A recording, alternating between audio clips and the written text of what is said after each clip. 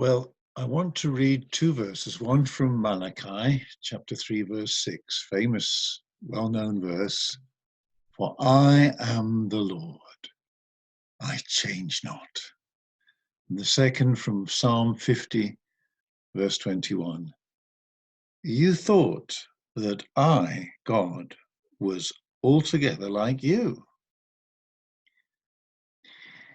That first verse from Malachi shows us one of the great attributes of God. He never changes. God is immutable, which means he cannot change.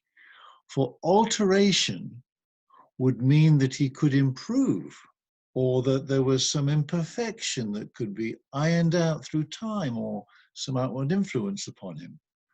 God is perfect and faultless. He is love eternal, and he will never change. That's wonderful. This has consequences. Most of all, that God will never allow himself to be adapted to suit us. We can waste much time editing God to please the world in which we live. We tend to believe we understand best what people need, and we try and make God more like us. We bring him down to our level, so we speak much of his love, little of his holiness. We spread out the hope of a new world without pain and suffering. Who wouldn't want that? But we speak less of the need, the pressing need of radical repentance. We speak much of him as Father and little of him as Judge. We must stop trying to invent our own version of the God of the Bible and come with open hearts to discover him as he is. He will take us by surprise as we recognize that we have had far too superficial a view of him.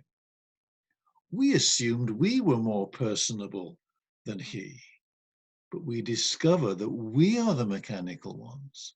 Our warmest thoughts are frozen ice compared with his great, warm, loving heart.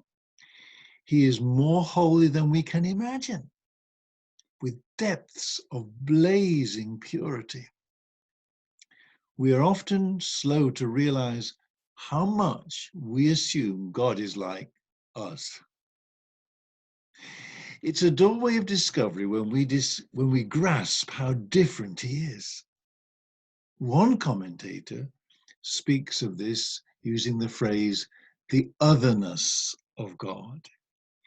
In all his qualities, he is more than us, and we must change and be altered to become more like the radiant, amazing person that he is.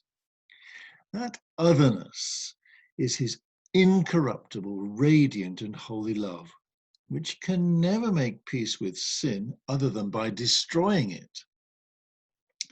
The appeal of the gospel to every hearer is to simply let God be himself to us and in us. If we let Jesus be himself to us and in us, we will begin to see things from his amazing standpoint, and he will begin to be the power of our own life. God bless you.